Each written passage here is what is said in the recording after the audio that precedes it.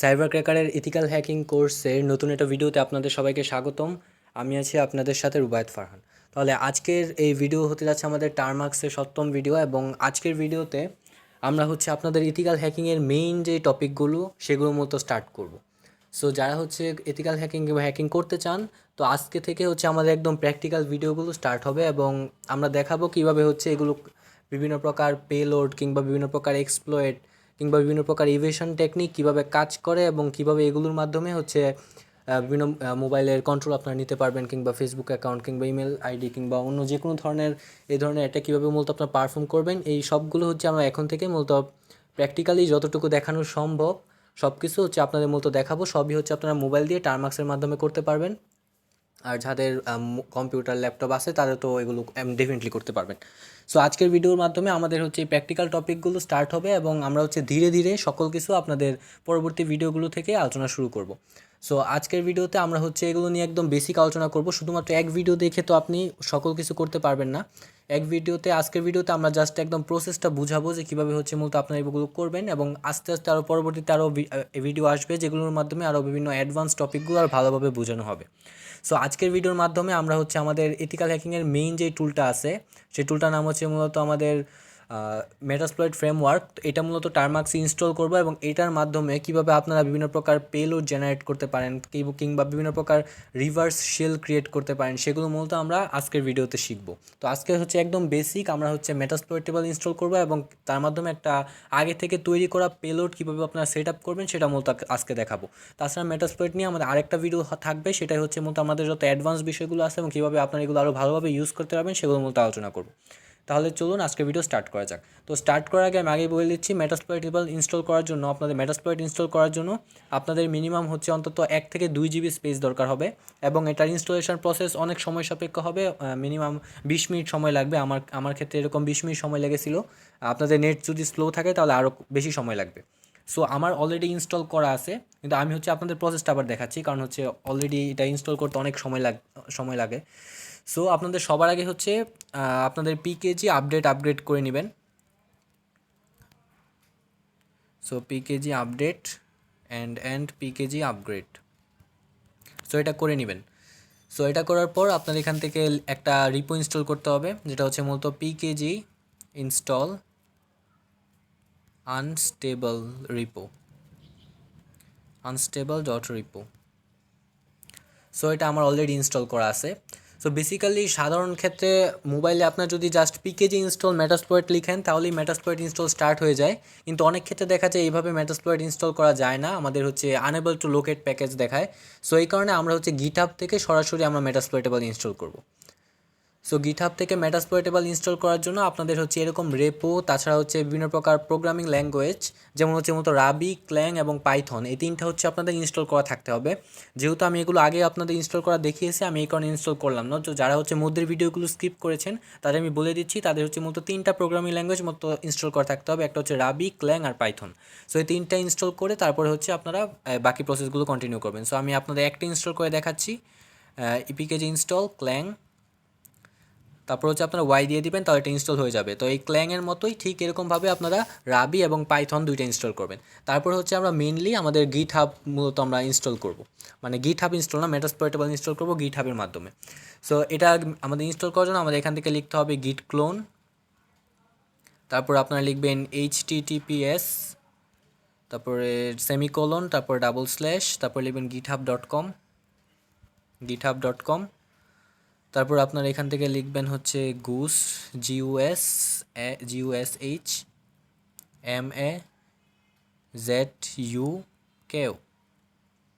গুসো মুজোকো। তারপর স্ল্যাশ দিয়ে আপনার এখান থেকে যে কোনো নাম দিতে পারেন, মানে আপনার একটা ফাইল তৈরি হবে, এই ফাইলের মধ্যে আপনাদের এই ইয়াগুলো ইনস্টল হবে। তো আমি এখানে আমি একটা তৈরি করে নিলাম, যেমন মূলত মেটাসপ্লয়েট। সো মেটাসপ্লয়েট আমি এটা এখন তৈরি করে নিলাম। সো এখন আমি প্রসেসটা বলছি, প্রসেসটা সময় লাগবে, এই কারণে মূলত আমি এখন ডিরেক্ট দেখাচ্ছি না। জাস্ট এখন আপনার মেটাসপ্লয়েট, বা আমি এখান থেকে এরকমভাবে লিখলাম মেটাসপ্লয়েট ইন টার্মার্কস আন্ডারস্কোর দিয়ে লিখলাম। সো আপনারা এরকমভাবে আন্ডারস্কোর দিয়ে এন্টার প্রেস করবেন এবং দেখবেন আপনাদের গিটে ক্লোন হওয়া স্টার্ট হবে। সো গিটে যে সময় আপনাদের ক্লোন হওয়া কমপ্লিট হবে, আমি এটা ক্যান্সেল করে দিচ্ছি যেহেতু আমার এটা অলরেডি করা আছে। আপনার জাস্ট এটা এন্টার প্রেস করবেন, তারপর আপনারা এলএসএ যাবেন। তো এলএসএ গিয়ে দেখবেন এখানে মেটাসপ্লয়েট ইন লিনাক্স টারমাক্স নামে আমাদের একটা ডিরেক্টরি ক্রিয়েট হয়ে গেছে।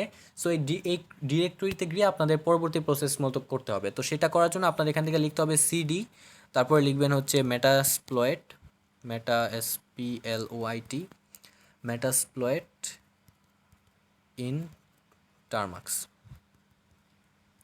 সো আমাদের একটা হচ্ছে মেটাসপ্লয়েট ইন টারমাক্সে চলে এসেছি। তো এখন আপনাদের মেটাসপ্লয়েট ইন টারমাক্সে যাওয়ার পর আপনাদের একটা কমান্ড লিখতে হবে এখানে, এটা হবে ব্যাশ, তারপর লিখবেন মেটা এসপিএলওয়াইটি মেটাসপ্লয়েট .sh, এটা লিখে এন্টার প্রেস করবেন। এটা লিখে এন্টার প্রেস করার সাথে সাথে মেটাসপ্লয়েটেবলের জন্য মানে মেটাসপ্লয়েটের জন্য আপনাদের যত প্রকার ডিপেন্ডেন্সি আছে সেগুলো ইনস্টল হওয়া স্টার্ট হবে। সো আমরা কিন্তু এতক্ষণ পর্যন্ত আমরা জাস্ট একটা ডিরেক্টরি ক্রিয়েট করেছিলাম এবং এর মাধ্যমে যে রুট ফাইলগুলো আছে সেগুলো মূলত ইনস্টল করেছিলাম, কিন্তু হচ্ছে আমরা মূলত যে ডিপেন্ডেন্সি আছে সেগুলো মূলত এখন ইনস্টল করিনি। সো এই ডিপেন্ডেন্সি ইনস্টল করার জন্য আপনার এখান থেকে লিখবেন ব্যাশ মেটাসপ্লয়েট .sh, এটা লিখে আপনার এন্টার প্রেস করবেন। আর এই প্রসেসটা হতে মূলত 15 থেকে 20 মিনিট 30 মিনিট সময় লাগতে পারে। সো জাস্ট একটু ধৈর্য ধরে বসে থাকবেন। সো আমার প্রসেস অলরেডি করা আছে, সো এই কারণে আমি আর বাকি প্রসেস মতো দেখালাম না, জাস্ট এন্টার প্রেস করবেন এবং বসে থাকবেন, দেখবেন হচ্ছে আপনাদের সকল কিছু অটোমেটিক্যালি আপনাদের ইনস্টল হওয়া স্টার্ট হয়ে যাবে।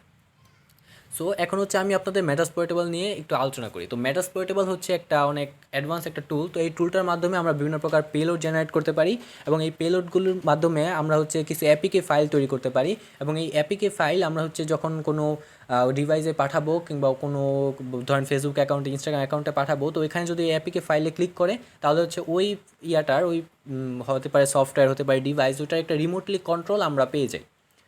সো এটাকে যদি আপনি ভালোভাবে বুঝতে চান তো তার আগে আপনাদের এটাকে ভালোভাবে বুঝতে হলে আপনাদের তিনটা জিনিস ভালোভাবে বুঝতে হবে। সেটা হচ্ছে মূলত এক্সপ্লয়েট কি, পেলোড কি, আর একটা হচ্ছে ইভেশন কি বা বিভিন্ন প্রকার ইভেশন টেকনিক আছে, তো সেগুলো মূলত কী। তো আমি প্রথমে আপনাদের বলছি এক্সপ্লয়েটটা কী। তো এক্সপ্লয়েটটা হচ্ছে আমাদের মূলত একটা কোড যেটা হচ্ছে মূলত একটা সফটওয়্যার বা সিস্টেমের দুর্বলতাকে মানে কাজে লাগিয়ে আমাদের হচ্ছে প্রত্যাশিত কাজটা মূলত করে দেয়। অর্থাৎ আমাদের ধরেন ওই ফাইল থেকে আমাদের কোন ইম্পর্ট্যান্ট বিষয়টা আমাদের লাগবে বা ধরতে পারেন হচ্ছে ওই আইডির হচ্ছে আমাদের পাসওয়ার্ড লাগবে কিংবা ওই আইডির কোনো ফটো লাগবে কিংবা এই ধরনের কিছু যখন লাগবে সেগুলো হচ্ছে মূলত আমাদের করে দেয়, সেটাকে মূলত বলা হয় এক্সপ্লয়েট। মানে এক্সপ্লয়েটটাকে কাজে লাগিয়ে মূলত আমরা এই কাজগুলো করতে পারি। সো এটাকে মূলত এক্সপ্লয়েট বলা হয়। তাছাড়া সবচেয়ে ইম্পর্টেন্ট যেটা আমরা মূলত আজকের ভিডিওতে দেখবো সেটা হচ্ছে মূলত পেলোড। তো পেলোডটা কি? তো পেলোড হলো একটা কোড যেটা হচ্ছে এক্সপ্লয়েট সফল হওয়ার পর সিস্টেমে রান করে। অর্থাৎ আমাদের ধরেন আমরা কোনো সিস্টেমকে এক্সপ্লয়েট করে ফেললাম, ধরেন আমরা একটা মোবাইলের উপর আক্রমণ করলে এবং মোবাইলটাকে এক্সপ্লয়েট করে ফেললাম, তো ওই এক্সপ্লয়েট কাজটা করার জন্য মূলত আমরা ইউজ করবো যে এক্সপ্লয়েটগুলো আছে সেগুলো। এবং আমাদের ধরেন এক্সপ্লয়েটটা যদি সফল হয়ে যায় তারপরে আমাদের মূলত আমরা পেলোডটাকে মূলত প্রেরণ করি। তো এই পেলোডটার মাধ্যমে হচ্ছে আমাদের যে মেইন কাজটা থাকে সেই কাজটা মূলত আমাদের এটা করে। যেমন বিভিন্ন প্রকার পেলোড আছে, যেমন হচ্ছে মূলত রিভার্স শেল পেলোড, তাছাড়া আছে বাইন্ড শেল পেলোড, তাছাড়া আছে মেটারপ্রেটার পেলোড, তাছাড়া আপনার ইন্টারনেট থেকে অনেক ধরনের পেলোড আপনারা ইনস্টল করে ইউজ করতে পারেন। সো বেসিক্যালি আমরা একদম বেসিক যেই পেলোডগুলো আছে সেগুলো হচ্ছে মূলত রিভার্স শেল পেলোড, যেগুলো মূলত সাধারণভাবে বিভিন্ন সার্ভারে আক্রমণ করার ক্ষেত্রে মূলত ইউজ করা হয়। তাছাড়া আছে বাইন্ড শেল পেলোড, যেগুলো হচ্ছে বিভিন্ন প্রকার মেশিনে পোর্টের মাধ্যমে মূলত আমাদের অ্যাটাক পারফর্ম করা হয়। আরেকটা হচ্ছে মূলত আমাদের মেটারপ্রেটার, যেটা হচ্ছে মূলত মোবাইলে কিংবা যে কোনো ইন্টারনেটের বিভিন্ন ইয়ার ক্ষেত্রে মূলত একটা একটা ইন্টারেক্টিভ শেলের মাধ্যমে মূলত আমাদের বিভিন্ন প্রকার হ্যাকিং পারফর্ম করা হয়। তো এই প্রত্যেকটার মধ্যে আজকে হচ্ছে আমরা মেটারপ্রেটার দিয়ে এবং রিভার্স শেলের মাধ্যমে কীভাবে করে সেগুলো মূলত আমরা দেখব। সো তারপর আমাদের থার্ড স্টেপ সেটা হচ্ছে মূলত ইভেশন। সো ইভেশন হচ্ছে বিভিন্ন কৌশলের মাধ্যমে সিকিউরিটি সিস্টেম যেমন অ্যান্টিভাইরাস, ফায়ারওয়াল, আইডিএস কিংবা আইপিএসকে ফাঁকি দিয়ে এক্সপ্লয়েট কাপ বা পেলোডকে চালানো। তো এই তিনটা প্রসেস যদি আপনাদের সঠিকভাবে হয়ে যায় তার মানে হচ্ছে আপনি ওইটাকে ভালোভাবে এক্সপ্লয়েট করতে পারছেন, সেখানে আপনি পেলোডটাকে ভালোভাবে রান করাতে পারছেন এবং ডিভাইসটাকে মতো ইভেট করতে পারছেন। অর্থাৎ আপনি ওই ডিভাইসের যেই কন্ট্রোলগুলো আছে সেগুলো হচ্ছে আপনি মোটামুটি রিমোটলি আপনি সেই কন্ট্রোলগুলো করতে পারবেন আপনাদের ডিভাইসে কিংবা ওই সফটওয়্যারে যে কোনো কিছু আপনারা করতে পারবেন। সো এইগুলো করা এত সহজ না, এসব ক্ষেত্রে আর অনেক কিছু আমাদের মতো ফাঁকি দিতে হয়, অনেক কাজ করতে হয়। তো আমি জাস্ট প্রসেসটা আপনাদের মতো দেখাচ্ছি, জাস্ট এডুকেশন পারপাস। এগুলো হচ্ছে মূলত ইউজ করা আরও এমন জটিল আছে, এত সহজ না এগুলো। আস্তে আস্তে আরও যে ভিডিওগুলো আসবে সেই প্রত্যেকটা ভিডিওতে আমি হচ্ছে এগুলোর ডিটেলসে এবং কোন কোন জায়গায় আপনি আটকে যাবেন সেই বিষয়গুলো আমি ভালোভাবে এক্সপ্লেন করব। সো আমাদের হচ্ছে মেটাসপ্লয়েটেবল ইনস্টল করা শেষ, আমি ধরলাম আপনাদের ইনস্টল করা শেষ। তো এখন হচ্ছে আপনাদের ইনস্টল করার পর আপনাদের এখান থেকে লিখতে হবে MSF কনসোল। সো আপনি এমএসএফ কনসোল লিখবেন, তাহলে হচ্ছে মেটাসপ্লয়েটেবলটা অন হওয়া স্টার্ট হবে। সো যেহেতু এটা অনেক বড়, তাই এটার অন হতেও মূলত আমাদের অনেক বেশি সময় লাগবে। সো আমরা পরবর্তীতে কী কী প্রসেসগুলো করব সেগুলো আমি মূলত আরেকবার বলে দিচ্ছি। আমাদের এই প্রসেসটা করার জন্য কোনো প্রকার রুট প্রিভিলেজের দরকার হয় না, কোনো প্রকার রুট প্রিভিলেজ ছাড়াই আমরা মূলত এগুলো পারফর্ম করতে পারি। তাছাড়া হচ্ছে টার্মাক্সে মূলত আমাদের যেই টার্মাক্সে আমাদের যে ইয়াটা আছে, মানে আমাদের যেই মেটাসপ্লয়েট আছে, এটা মূলত অনেক ক্ষেত্রে স্টেবল হয় না, অনেক অনেক গুরুত্বপূর্ণ ফিচার মাঝে মধ্যে ক্ষেত্রে আনইনস্টল থেকে যেতে পারে। তাই এই কারণে আপনি বারবার আপনার প্যাকেজটা ইনস্টল করে রাখবেন এবং আপডেট করে রাখবেন, যেন হচ্ছে প্রত্যেকটা প্যাকেজই মূলত আপনাদের ইনস্টল করা হয়। সো এগুলোর হচ্ছে আমাদের প্রসেস দেখতে পাচ্ছি, আমাদের মেটাসপ্লয়েট ফ্রেমওয়ার্ক স্টার্ট হচ্ছে, ঠিক এরকমভাবে মতো স্টার্ট হবে যদি আপনাদের ডিপেন্ডেন্সি ভালোভাবে ইনস্টল করা হয়ে যায়। সো দেখতে পাচ্ছেন আমাদের ইনস্টল হয়ে স্টার্ট হয়ে গেছে। তো আমরা যখন এটা ইনস্টল করব তখন এটা অটোমেটিক্যালি আমাদের এই দেখতে পাচ্ছেন এখানে 2518টা এক্সপ্লয়েট, তারপরে হচ্ছে 1607টা পেলোড এবং 9টা ইভেশন টেকনিক হচ্ছে আমাদের আমাদের মানে প্রি ইনস্টল থাকে আমাদের মেটাসপ্লয়েটেবলে। মানে এগুলো হচ্ছে আমরা অলরেডি ইনস্টল করেছি, সেগুলো ছাড়াও আমরা নিজেরাও হচ্ছে পেলোড তৈরি করতে পারি বিভিন্ন কাজ করার জন্য, এবং হচ্ছে আমরা ইন্টারনেট থেকেও আমরা এরকম পেলোড আর অনেক ডাউনলোড করতে পারি। সো আমি যে কোনো একটা পেলোড যেটা হচ্ছে আমাদের অলরেডি অ্যান্ড্রয়েডে ইনস্টল আছে, সো আপনি জাস্ট এগুলো হেল্প দিয়ে আপনি হচ্ছে কোন বাটন দিয়ে মতো কী কী করতে হয় সেগুলোর মতো আপনি দেখে নেবেন। আমি জাস্ট কীভাবে আপনারা একটা অ্যান্ড্রয়েড পেলোড ইউজ করবেন সেটা মতো দেখাচ্ছি। আমি জানি আপনাদের ক্ষেত্রে অনেকেরই কনফিউশন থাকবে, আপনি পরবর্তী ভিডিওগুলো দেখবেন, তাহলে আপনাদের মেন কনফিউশনগুলো দূর হয়ে যাবে। সো আমি জাস্ট একটা কীভাবে আপনার মতো ইউজ করবেন একটা পেলোড, আমি সেটা মতো দেখাচ্ছি। এগুলো কীভাবে খুঁজে বের করবেন এবং কীভাবে এগুলো আরও ভালোভাবে এফেক্টিভলি পারফর্ম করবেন সেগুলো হচ্ছে আমার মতো পরবর্তী ভিডিওগুলোতে আলোচনা করব। সো আমার এখনও টার্মিনাল এখন ওপেন হচ্ছে না, সেগুলো হতেও টাইম লাগবে। সো সো আমি প্রসেসটা স্কিপ করে দিচ্ছি এখান থেকে। সো আপনি দেখতে পাচ্ছেন আমাদের এখান থেকে টার্মিনাল স্টার্ট হয়ে গেছে। সো এখন হচ্ছে আপনারা যদি এখান থেকে পেলোড ইউজ করতে চান, তো আমাদের এখান থেকে লিখতে হবে এমএসএফ ভেনম। এটা হচ্ছে এক ধরনের পেলোডের নেম টাইপ। সো আপনি এখান থেকে পেলোড সিলেক্ট করার জন্য -p দিতে পারেন। আচ্ছা, সবার আগে আপনি যদি এটা কিছু না বুঝেন এটার কিছু, সো জাস্ট হেল্প লিখবেন। সো এখান থেকে দেখবেন যে আপনাদের কীভাবে মূলত আমাদের কাজগুলো প্রসেসটা হয় সেটা মতো এখানে এক্সাম্পলের মাধ্যমে দেখানো আছে। তো সেশনসটা কি এটা আপনাদের এখন জানার দরকার নেই। আপনি হচ্ছে এখানে সবার আগে আপনাদের হচ্ছে মতো একটা আইপি অ্যাড্রেস লাগবে, অর্থাৎ আপনি ধরেন কোনো ডিভাইসে হচ্ছে অ্যাটাকটা পারফর্ম করবেন, তাহলে সেখানে হচ্ছে সেই ডিভাইসের আইপি অ্যাড্রেস আপনাদের এখান থেকে দরকার হবে, যেটাকে মতো আর হোস্ট দিয়ে আপনাদের সিলেক্ট করতে হবে। যেমন তাছাড়া আপনি আর হোস্ট দিয়ে চাইলে বিভিন্ন প্রকার ওয়েবসাইটেও এটা পারফর্ম করতে পারেন, যেমন www.google.com বা যে কোনো প্রকার সাইটে আপনার মতো এগুলো পারফর্ম করতে পারেন। সো আপনি যদি এগুলোর আরও ভালোভাবে দেখার জন্য আপনি জাস্ট এমএসএফ ভেনম লিখবেন, তো এটা অলরেডি কিছুই দেখাবে না। তো এখানে হচ্ছে আমাদের হেল্পের পুরো মেনু চলে আসবে এখান থেকে। সো দেখতে পাচ্ছেন আমাদের হেল্পের একটা মেনু চলে এসেছে। তো সম্ভবত // হেল্প লিখলে আমাদের এখান থেকে চলে আসবে। তো এখানে বিভিন্ন প্রকার অপশনস আছে, যেমন এলতে হচ্ছে লিস্ট আছে, তারপর পিতে হচ্ছে পেলোড, এফতে হচ্ছে ফরম্যাট, মানে কোন ফরম্যাটে আপনারা হচ্ছে পেলোডটা মূলত চান। তাছাড়া আমাদের এখানে আরেকটা যেটা হচ্ছে মূলত ও দেখতে পাচ্ছেন -o, যেটা হচ্ছে মূলত আউটপুট, মানে হচ্ছে আমরা আমাদের এই পেলোডটাকে একটা ফাইল হিসেবে সেভ করার জন্য আমরা মূলত -oটা মূলত ইউজ করব। সো এই ওটা আমরা মূলত এখন ইউজ করবো, কারণ হচ্ছে আমরা মূলত আমাদের যে পেলোডটাকে আছে এই পেলোডটাকে আমরা ওই ডিভাইসে অ্যাটাক পারফর্ম করার জন্য, মানে একটা ডিভাইসে অ্যাটাক পারফর্ম করার জন্য আমার মতো একটা পেলোড তৈরি করব। তারপর সেটাকে আমরা হচ্ছে মানে পেলোড অলরেডি অটোমেটিক্যালি তৈরি করা আছে, এখন আমরা এখানে আমার আমার যে ডিভাইস আছে সেটা আইপি অ্যাড্রেস দিব, তাহলে ওই আইপি অ্যাড্রেস অনুযায়ী অর্থাৎ ওই ডিভাইস অনুযায়ী মানে কোন এক্সপ্লয়েটটা মূলত আমাদের এখানে কাজ করবে ওই ডিভাইসে, কিংবা কোন পেলোডটা মূলত আমাদের এখানে কাজ করবে সেটা অনুযায়ী আমাদের হচ্ছে যেই মেটাসপ্লয়েট আছে এটা মূলত আমাদের একটা পেলোড তৈরি করে দিবে এপিকে আকারে। তো ওইটাই হচ্ছে আমরা মূলত ওই ডিভাইসে পাঠাবো, এবং ওইটা যদি এখান থেকে ওপেন করে তাহলে হচ্ছে মূলত আমাদের যে হ্যাকিং পারফরমেন্স আছে সেটা মতো হয়ে যাবে, বা এক্সপ্লয়েট যেটা সেটা হয়ে যাবে। তো আপনি ইউজ করার জন্য আপনি এখান থেকে লিখবেন এমএসএফ ভেনম, তারপর আপনার তারপর হচ্ছে পি, তারপর হচ্ছে অ্যান্ড্রয়েড। আমরা এখন লিখবো হচ্ছে আমাদের একটা পেলোডের নেম। তো পেলোডগুলো আপনি কীভাবে বের করবেন সেটা আমরা পরবর্তী ভিডিওতে দেখাবো। তো এখানে লিখবেন মেটারপ্রেটার, তারপর হচ্ছে দেখবেন রিভার্স টিসিপি। তো এটা একটা reverse shell TCP payload, reverse.tcp। তারপরে এখন হচ্ছে আপনাদের টার্গেট আইপি অ্যাড্রেস আমাদের লিখতে হবে। তো টার্গেট আইপি আমাদের লেখার জন্য আমরা এখান থেকে লিখবো এল হোস্ট হোস্ট তারপর ইকুয়াল দিয়ে আমরা হচ্ছে টার্গেট আইপি লিখবো। তো আমার কাছে এখন হাতে কোনো মোবাইল নেই, তো আমি আমার কম্পিউটার আইপি অ্যাড্রেসটাই মূলত এখান থেকে লিখলাম। তো এখানে হচ্ছে আপনার মোবাইলের আইপি অ্যাড্রেস দিবেন, কারণ আমি এখান থেকে পেলোডটা মূলত আমার মোবাইলে সিলেক্ট করেছি, কিন্তু আমি আইপি অ্যাড্রেসটা আমার কম্পিউটারে সিলেক্ট করেছি। তো 192.168.234.128। তারপর হচ্ছে আপনি একটা পোর্ট নাম্বার দিবেন, যেটা হচ্ছে মূলত এল পোর্ট দিয়ে।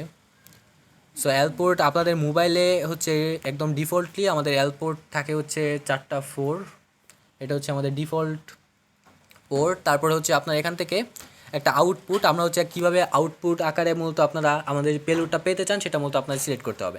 তো আমি এখানে আউটপুট আকারে পেতে চাই, যেটা হচ্ছে মূলত আমাদের অ্যাপিকে আকারে। তো পেলোড ডট অ্যাপিকে আকারে আমরা হচ্ছে পেলোডটা আমরা তৈরি করব। তো আমাদের এখানে মূলত আমার পেলোডটা তৈরি হয়ে যাবে। তো এখন আপনার ইন্টারপ্রেস করবেন।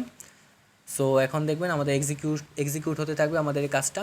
তো এক্সিকিউটে আমাদের মূলত একটা পেলোড আকারে একটা এপিকে ফাইল তৈরি হয়ে যাবে।